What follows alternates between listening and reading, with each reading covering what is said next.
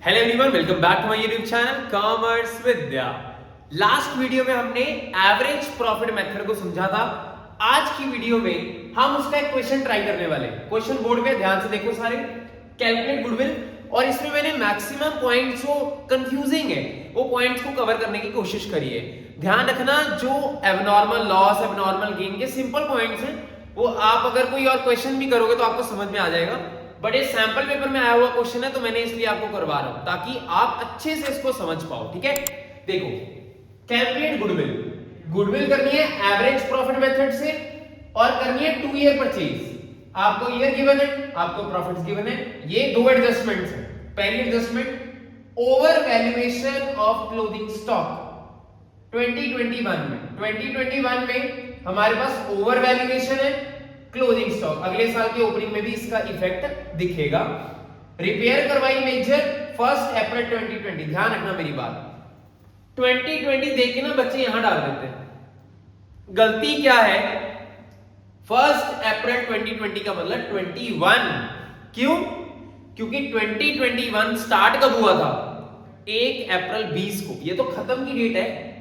जो 2020 है ना वो शुरू हुआ था 1 अप्रैल 2019 को, तब जाके 20 में खत्म हुआ।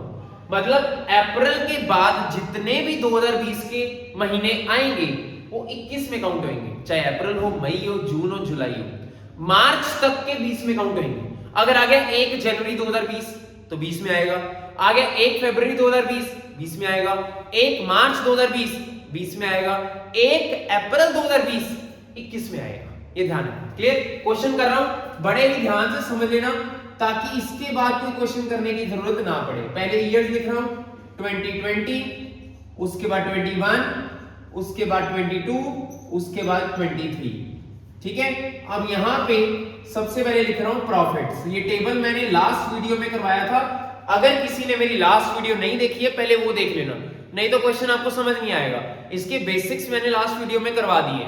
आगे क्वेश्चन करवा रहा हूं। 2020 का प्रॉफिट कितना है? 28,000 मैंने लिख दिया। फिर 29,000 मैंने ये भी लिख दिया। 46,900 ये भी लिख दिया। उसके बाद है हमारे पास 53,810। ये मैंने सारे प्रॉफिट्स लिख दिए। अब आगे बात करता हूं एडजस्टमेंट्स। सर एडजस्टमेंट्स क्या होती हैं? आप पुरानी वीडियो देख लोगे, उसमें आपको सारी एडजस्टमेंट्स जो हो सकती हैं वो मैंने लिखवा रखी है, सारी चेक कर लेना। एडजस्टमेंट बात करते हैं। 2021 में over valuation of closing stock की मैंने आपको बताया था। Over valuation of closing stock minus होता है, मतलब 2021 से मुझे ये 2,000 रुपए माइनस करने पड़ेंगे और 2022 में मुझे इनको प्लस करना पड़ेगा। सर प्लस क्यों किया है? क्योंकि जो इस साल का क्लोजिंग होता है वो अगले साल का ओपनिंग बनता है। ये बन गया over valuation of opening stock, इसलिए प्लस करना पड़ा। अगले लास्ट ईयर आता तो आगे कुछ करता ही ना। 2 साल आएगा तो ऐसे करना पड़ेगा। क्लोजिंग का इफेक्ट ऐसे दिखाना पड़ेगा, ओपनिंग का नहीं। ध्यान रखना, क्लोजिंग अगर यहां माइनस है तो यहां प्लस, यहां प्लस है तो यहां माइनस। वो डिपेंड करता है क्लोजिंग ओवर वैल्यू है या अंडर वैल्यू है। हमारे केस में ओवर वैल्यू था तो 2021 से मैंने माइनस कर दिया, 22 में मैंने प्लस कर दिया। क्लियर? अब इसके बाद सेकंड एडजस्टमेंट मेजर रिपेयर। देखो मेजर रिपेयर का मतलब एसेट को गलती से रेवेन्यू मान लिया, मतलब एसेट को आपने एक्सपेंस मान लिया, अलाउड ही नहीं। आपने क्यों प्रॉफिट को गिराया? इसको ठीक करो प्लस करके। ईयर 2020 बट 21 में करना है। अभी बता के हटाऊं, 10,000 रुपए यहां पे आपको प्लस करने पड़ेंगे। और इसका डेप्रिसिएशन रेट बता देता हूं 10% है, वो भी डिमिनिशिंग बैलेंस पे। डिमिनिशिंग बैलेंस क्या होता है सर? 11th में करके आए हो। डेप्रिसिएशन के 2 मेथड थे, straight line, written down. Straight line का मतलब हर साल डेप्रिसिएशन सेम रहेगा। 10,000 का 10% 1,000, हर साल 1,000 1,000 1,000 1,000 1,000। बट डिमिनिशिंग बैलेंस का मतलब हर साल गिरती वैल्यू पे लगाना। अब डिमिनिशिंग बैलेंस है, एक्सपेंस की वैल्यू प्लस कर दी, डेप्रिसिएशन 1,000 माइनस करना पड़ेगा। अब नेक्स्ट ईयर में डेप्रिसिएशन आपको चेक करना पड़ेगा। 10,000 में से 1,000 माइनस हो गया, कितना रह गया? 9,000। इस पे डेप्रिसिएशन लगाओ 900, यहां माइनस करना पड़ेगा। अब 900 माइनस कर दिया, कितना बच गया? 8100। इस पे लगा दिया 810। जितने साल नीचे आएंगे सब पे डेप्रिसिएशन लगाना पड़ेगा। अगर बोला स्ट्रेट लाइन तो मैं यहां से भी 1000 माइनस कर देता, यहां से भी माइनस, यहां से भी माइनस, बट इन्होंने बोला क्या कि मुझे यहां पे डिमिनिशिंग बैलेंस लगाना है, इसलिए मैंने डेप्रिसिएशन गिरती वैल्यू पे लगाया, पहले 10,000 पे, फिर 9,000 पे, फिर 8100 पे। क्लियर? अब निकालता हूं एडजस्टेड प्रॉफिट। एडजस्टेड प्रॉफिट कैसे निकलता है? एडजस्टमेंट्स को चेक करने के बाद ये तो सेम आ गया 28, क्योंकि कोई एडजस्टमेंट ही नहीं है। ये 29 में 2000 मैंने माइनस कर दिया, 27 में 10,000 मैंने प्लस कर दिया, 37 माइनस ये 36 आ गया। फिर 46,900 में 2000 मैंने ऐड कर दिया, 48,900 माइनस कर दिया, 48,000, ये मैंने माइनस कर दिया 53,000। ये करने के बाद अब इसका टोटल लगाना है, 50, 40, 90, 120, 140, 154, 162, 165,